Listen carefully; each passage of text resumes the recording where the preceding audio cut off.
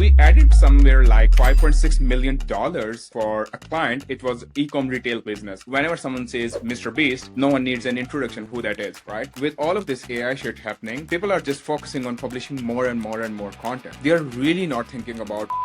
In today's episode, I'm going to sit down and talk to Umar, the founder of Growth Winner. If you are familiar with SEO and you're part of the SEO industry, you might have met Umar at least once, either at conferences or on YouTube, because Umar is super dedicated, super hardworking SEO. He just started his personal brand to grow his SEO agency. We are going to talk about personal branding and growing a digital marketing agency. We don't do any kind of black hat or anything like that to our clients, since it's their property and I consider it my property as well. So I dig down and ask him about hiring process, finding the right people, and how to actually test those people and put together SOPs, which is standard operating procedures for your team. He was also kind enough to include a gift just for us aspiring CMOs. Stay tuned to the episode and let's get started. Hi Umar, how are you? I'm good. How are you? I'm super excited you're here. I mean, met you in Chiang Mai, and I follow you on YouTube. You're killing it. YouTube is a hard content. It's very difficult. hard, yeah. You're Especially with crushing the it. camera facing videos, it's really hard, yeah. It is. So make sure you check out his YouTube channel. I'll also link it in the show notes.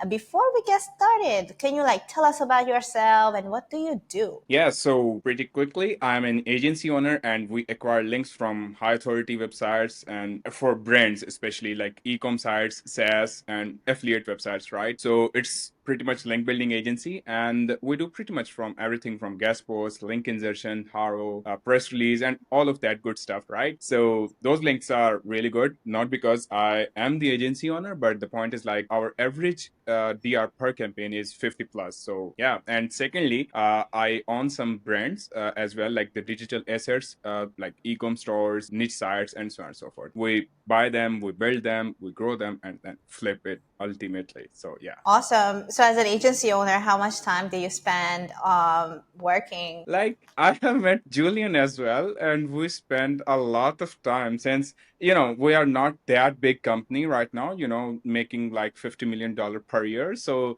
the point is like I'm taking the sales calls and managing everything else. But after I met Matt Singers, he's really good at management stuff. So I'm working the same hours, like pretty much 11 or 8 to 11 hours per day. That's a lot for me.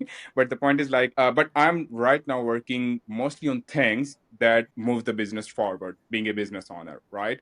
Before that, I was pretty much into operation stuff, like delivering the links to the clients and, so on and so forth. So, yeah. Awesome. And now that, AI has been, you said like you have some AI tricks and like how you utilize AIs for your workflows. Like, could you share with us some like workflows or SOPs, the way you have been speeding up link building using AI? Yeah. I don't know where you found that, but I generally don't share that thing in public. But the point is like, I'm glad that you found it, right?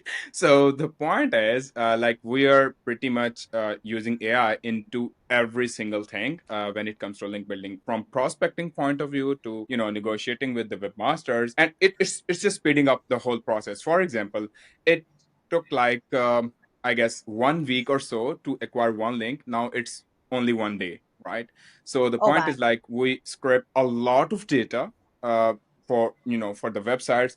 We analyze their data all using AI, and then split it into the prospect segments. What do I mean by segments is basically before that it was really hard to extract names from emails, right? So right now we are using Google Apps Script, and all thanks to ChatGPT and other AI softwares that we are using. And one disclaimer: we are not using any special software. It's most of the time ChatGPT. So whenever someone says AI, so they are just referring to ChatGPT, right? So the point is like it's very easy to write all of those scripts, all of those coding kind of thing that doesn't require your day. So yeah, that's how we are using it, and I plan to share them all in public once it's ready. So yeah, be ready for it. Right. I mean, you mentioned that you are mostly using GPT. I also mostly use GPT. I've been just like recently experimenting with Gemini. And overall, like I feel like AI just put the benchmark so much higher for everyone, because now that you have this tool, everybody just required almost to like work faster because we have Hmm. this like superpower in our hands. So Yeah. yeah. So I really loved the quote by Ren Fishkin. It was like, with all of this ChatGPT and Gemini, the content quality, like the bar for the content quality, is so much higher now. So every single person can produce the content using ChatGPT, right? So right now, when we say quality, that means the content is better that ChatGPT can produce. I'm not saying that you should not use ChatGPT to generate the content, but you should be using it in a way that generate the content or write the content that's better than all of those generic stuff, right? Yeah, yeah. I think like putting the quality higher, that's also almost like an opportunity and challenge. Do you see any other challenges for us marketers that now that we have AI? Everybody has been talking about benefits and like speeding up things, but I wonder if you can, spot something like, oh, dang, this is kind of a challenge. So for the challenges point of view, I guess it's more of like misinformation, in my opinion, like in the news and everything else. So especially with all of this, OpenAI announced Sora, right? It's not public yet, but the point is like anyone can use. And second thing is authenticity as well, right? So the point is like anyone can swap your face with anyone else and can maybe scam your friends. That or the people you know, right? So the point is like the misinformation and authenticity. These are the two main points that I see, like with the rise of all these AI shit. So yeah. Yeah, yeah, for sure. I'm actually really scared like somebody will use my face and then trying to like scam other people. I mean, Uh-huh. like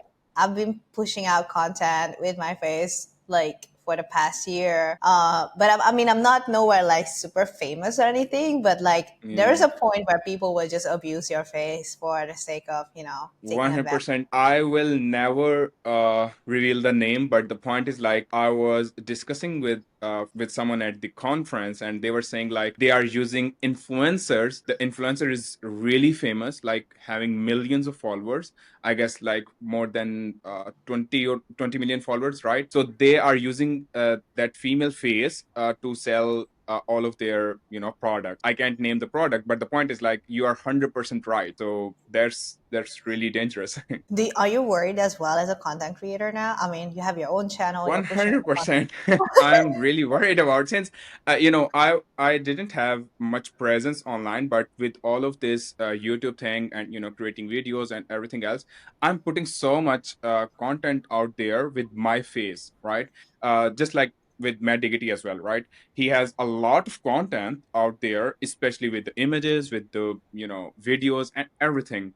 So our face is everywhere, so it makes me worried sometimes, like maybe someone will use it, but I'm mostly aware of these things, but and I inform my friends as well. So for example, if someone call them that they need money, they will call me right away, like, hey Omar, why do you need it, right? So I have two contact numbers, two profiles as well, where they can reach out to me for to verify that, right? So Yeah. that's how I am currently adapting these things to manage all of those scams kind of things. So yeah. Hi, if you listen to this far, thank you so much for listening. And if you enjoyed the show, please leave me a review on either Apple Podcast, Spotify, or my YouTube channel. If you have any feedback for the show, please let me know on the Aspiring CMO Podcast social media pages on Facebook and Instagram, or send me an email on my website. Now, let's get back to the episode. 100%. So, everybody, like, you are in digital marketing, you have to tell your mom and dad and your grandma and grandpa, do not trust the internet that yeah. Yeah, yeah. So going back to you as a link builder, like, could you share us like one big case study or something that you're really, really proud of in your career? Uh-huh. So I really have two case studies that I'm really, really proud of, and I will be sharing one of those as a workshop in Saigon as well next month. So yeah, be ready for it. So I will give you a sneak peek for it. So we added somewhere like $5.6 million for a client. It was e-com retail business. So I know that's a lot of money, but that money was made by my client, not me. So Okay. we started as a I started as an SEO strategist with them. So they just needed a consultation for their website, right? It was kind of a mess, but they were overspending on links, right? And when my team audited the link profile, and that's something that we do at our agency. Once client come to us, we first audit their profile, right, compared to their competitors. So those all were really shit links. I'm sorry to say, but the point is like they were paying insane amount of money for all of those, DR10 or DR5 kind of links with no traffic at all, right? So maybe some kind of PBNs or something like that. But the game changed when we implemented, especially the press release as well as the strategic guest post plus link insertions. But I would say, since I was working as a consultant with them as well, so we first cleaned up the whole mess, right? Especially from content point of view as well as the links point of view, right? And then we started building really healthy links and all of those white hat stuff. Since I hate to do all of the testing on my clients' projects, so that's why we don't do any kind of black hat or anything like that to our clients, since it's their property and I consider it my property as well, right? So that's what they love about me. So yeah. All right, so I think there's has two takeaways. So number one, like the highlight here is that you help the client to reduce costs massively by Mhm. replacing with quality links. 100%. And the second takeaway I'm getting here is that you take full responsibility for the client side, so you don't run any tests on their website, but you have your own Never, test. Yeah. never. Like some of my friends suggested multiple times, Umar, you should be using your client's property as well to run your own SEO test. Since I have my own SEO testing websites as well, right? But I'm very afraid to do that. I don't know if it's right or not. But again, if something goes wrong, it really goes wrong, right? So it kind of messes the whole website, the whole business of the of client, right? So let me share one caveat here, right? Like we were running a lead gen campaign, right? But the point is the email in the backend was wrong. So that's why I hate to do all of the testing stuff and on client's property. So for example, if it was client's property, it will really harm their reputation, it will really harm their business and revenue, and that's what matters in the end, right? Yeah, yeah, yeah, 100%. So far, how many clients do you guys like help with your services? Currently or in total? Currently, yeah. Currently, I guess it's like somewhere around 10 to 15. We are working on multiple campaigns per month. So, for example, since I said earlier, we have our own digital assets as well, especially the niche sites. So, when the team is not working on clients' properties or clients' websites, they are working on my websites, right? So, they are never free.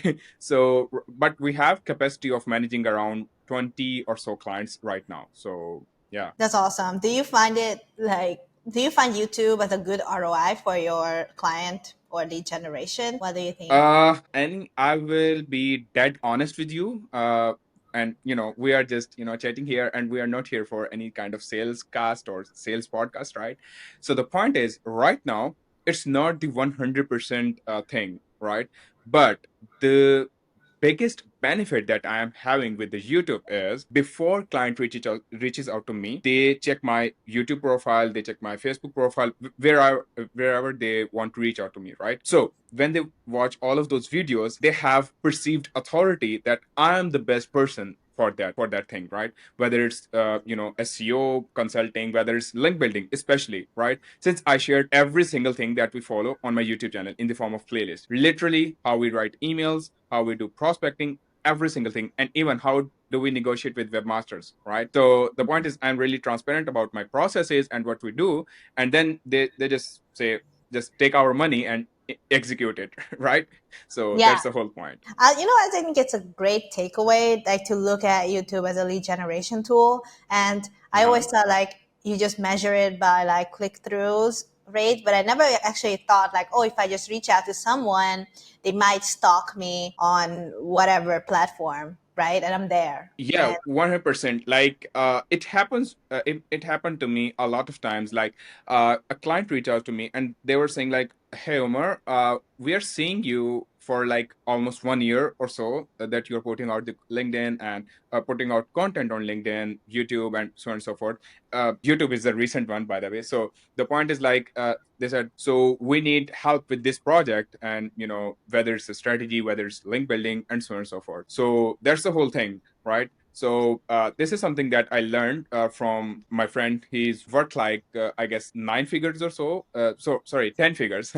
So the point is like, if you are hanging out with maybe multimillionaires, people will consider that you have the same authority as them, right? So same is the case with the content as well. Even if you are provided that you are not putting out shit content. So the point is, if you are sharing really good strategies, things that are really valuable to your target audience, they will really value your time. So that's my whole point, and that puts you up in their mind as an authority. So yeah. Yeah, I think it's a like a huge takeaway as well. You mentioned, so first of all, anybody listening to this, anything can be a lead generation tool, and putting out content despite like all of our fears, we should still do it, right? Like it has Hmm. like a very positive ROI at the end of the day for business and Yeah. for your personal brand. One Yeah. last thing.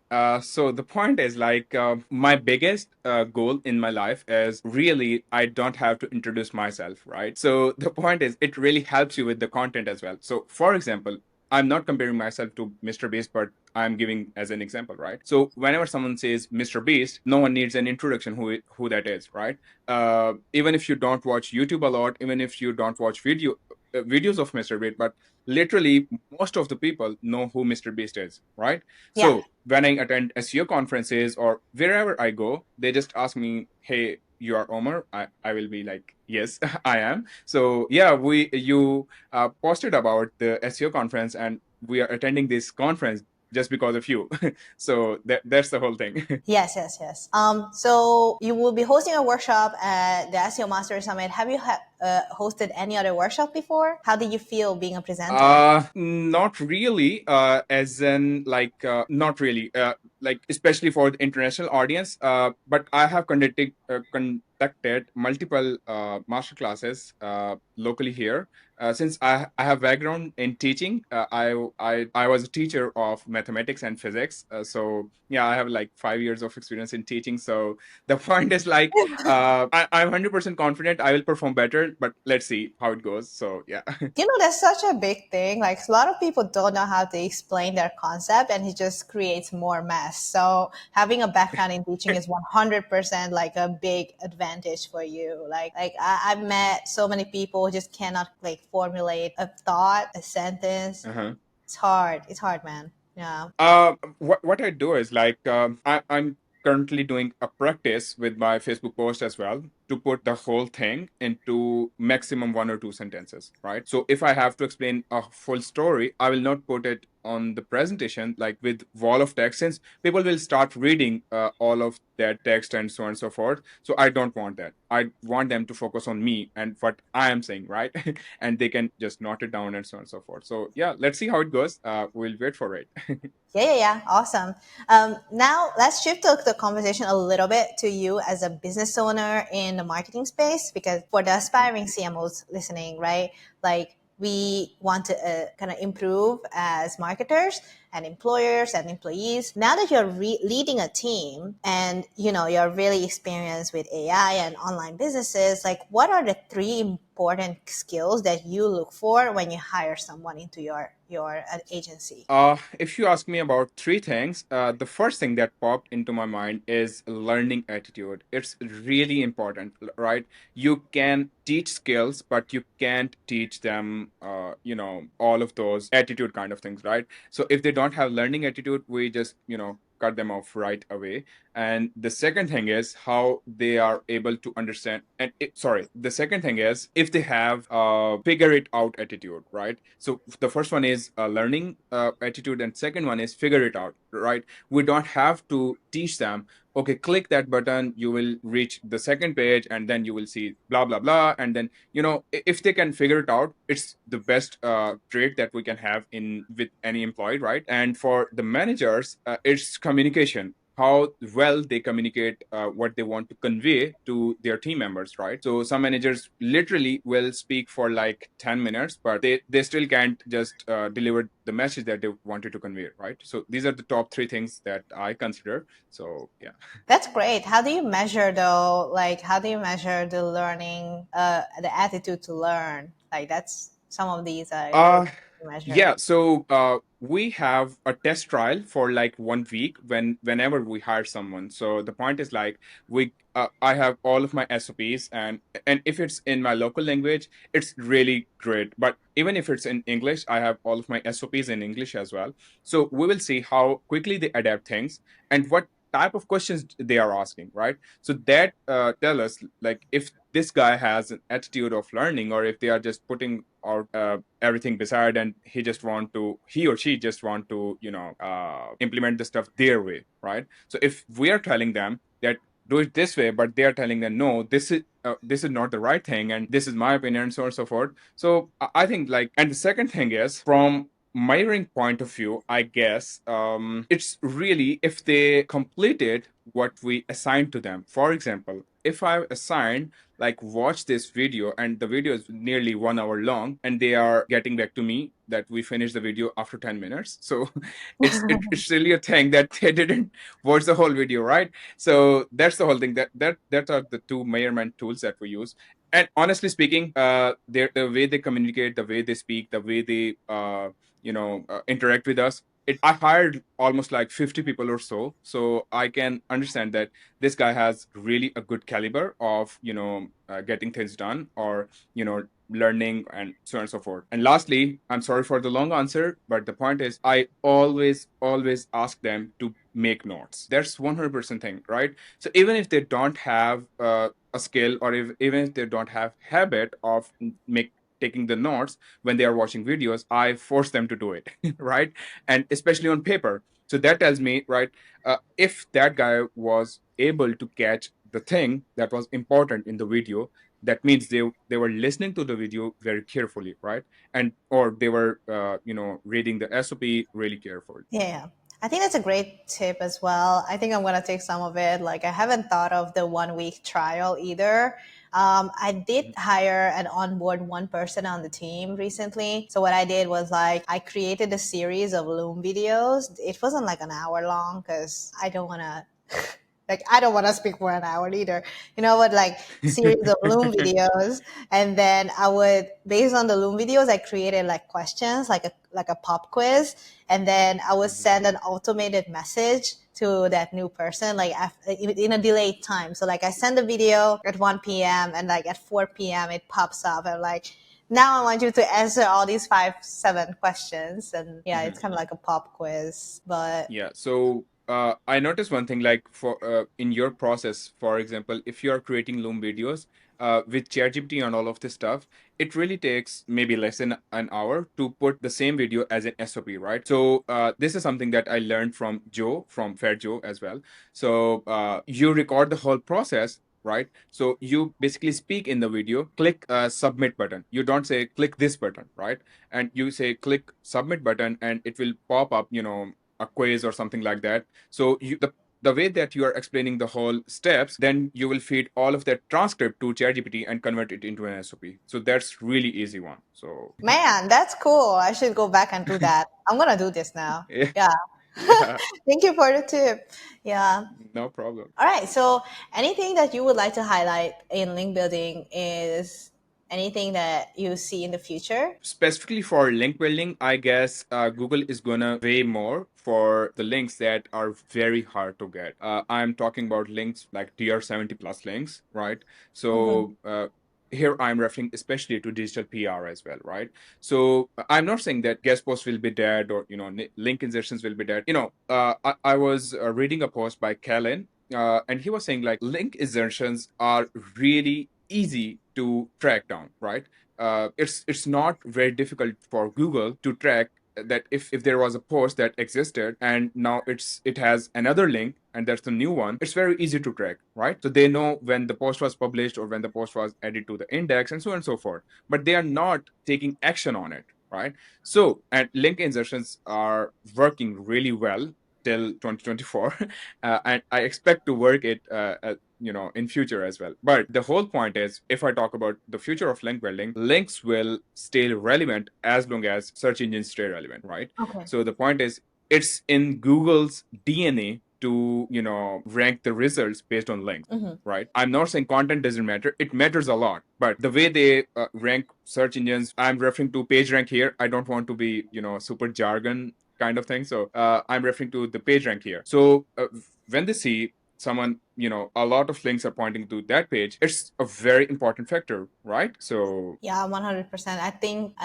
think similarly to you, like links are just becoming very, very important. And like as I said, like back to the first point of our conversation is that the mhm, quality of content, like the barrier for good content, has just increased massively because now 100%. AI content is just very easy to automate and produce. So yeah, actually, as an SEO expert, in your opinion, like what is like quality content? Uh, that's that's very hard to explain, but when we started using AI massively for our projects as well, so it really boils down to what, most SEO content, quote unquote SEO content, it's not created for the readers, right? So, for example, if the intent of the keyword is like the reader wants a training plan, right? So I'm referring to anything like triathlon. They need an Ironman training plan for 90 days, but you are explaining the whole definitions of that content. Sorry, of that, whatever steps are. That guy just needs, sorry, your reader needs a training plan right there. So what the content here is, the valuable content for your audience is step-by-step plan for 90 days for Ironman, right? That's it. You just don't have to, explain every single thing there, in the intro and the, in conclusion and so on and so forth. So just give them the training plan, man. Yeah, So yeah. yeah, So with AI as well. So the game changer was when we started generating content section by section. So it was really a game changer for us. So what we do is now is really generate the section, right? Read it, and then think about the audience who is going to read it. Since we as SEOs can optimize the web page for search engines, right? With all of the entities, with all of the schemas, and every single thing, right? But when it comes to readers, it's really a thing like if you are explaining them what they want to read or not, right? Since AI is not really good at it unless you train it. That's yeah. my whole point. I agree with you. Yes, yes, yes. So first of all, like meet search intent, don't fluff around, and the other one was what was again? Yeah, just for you, just think about your readers and see if it's really a thing that they wanted to read when they come to your page. Since with all of this AI shit happening, people are just focusing on publishing more and more and more content. They are really not thinking about who is going to read the content. I Yeah, totally agree that maybe in next 5 years or even next 2 years, maybe websites become obsolete, but you got to create the content in any shape, in any form. AI is there to assist you, to help you produce the content faster and better, not to produce content faster but really shit content, right? yeah. That's what I mean. I agree. All right. Thank you so much for this very in-depth answer, and I hope that like everybody can use AI a little bit smarter now, and not just like Mhm. blasting the internet And with one thing words. is, I am going to share my whole content creation process using ChatGPT, not any other software, since every single software is using OpenAI's API. So Yeah. I'm going to share all of my process on my YouTube channel as well. So in upcoming maybe a month or so, so we will first, talk about the prompting the right way, like how should you should prompt the uh, any LLM like ChatGPT or Delhi or anything else. So then we will come down to creating the content, that is generating it, and then proofreading, editing the content, and then uh, optimizing it for search engines using entities and all of that good stuff. So yeah. Awesome. Awesome. I'm looking forward to all those videos, and make sure you guys that you subscribe to Umar's YouTube channel. So Yeah. awesome. Thank you so much. My last question on this show is that if you could go back in time, what would be your number one advice for your younger self? Well, I'm still young, man. So the point is like, for a younger self, it should be like fail fast, in my opinion, and never go for the free stuff. Since whatever is free is not really free. It's mostly the garbage on the internet, right? So the point is like the whole thing in my business changed when I started getting the consultation, right? By paying the highest skilled person in that niche, right? So for example, if we I'm not the expert with copywriting stuff, right? So we paid the copywriter to, review the whole stuff and improve it. And then if I talk about the business stuff from SEO point of view, I was struggling with something in my business, especially with the lead gen part. So I hired a customer acquisition expert and paid them like really good money. Like it was around 600 plus for just half an hour. So that's it. So, but it really changed the game. So these are the 2 points, right? Expensive thing. Yeah, like you can spend money one time and then you can, learn things really fast and then fail fast as well, right? So that's the whole point. And Awesome. if you ask me from SEO perspective or digital marketing perspective, since a lot of CMOs are listening to this podcast, so it would be learn about funnels as soon as possible. Forget SEO, forget anything, just learn how people purchase things online. It could be anything like products, services, anything. Since when you start learning about funnels, you will start learning about copywriting. You will start learning about how to get traction, how to get traffic, and how to convert them, and so on and so forth, right? So that was really a game changer for me. So Awesome. Thank you so much, Umar. I'm super, super happy for you to join the show. I'm also very happy that I'm the first podcast host you talk to on a yeah, podcast. thank you so much. Thank Yeah, you so much. awesome. And if people would like to reach out to you, how can they find you other than your YouTube channel? Uh, yeah, Facebook all the way. It's weird since not a lot of professionals are active on Facebook, but it's my thing since I get a lot of business through Facebook. So the point is like I'm not much active on LinkedIn, but you can reach out to me Twitter, LinkedIn, whatever. But I'm really active on Facebook. Or if you want to reach out to me directly through, as a professional manner, it should be my email, right? So it's Umar at growthwinner dot. That's it. Awesome. All right. So yeah. Thank you so much, Umar, and see you in April. Yeah, for sure. Thank you so much. Bye bye.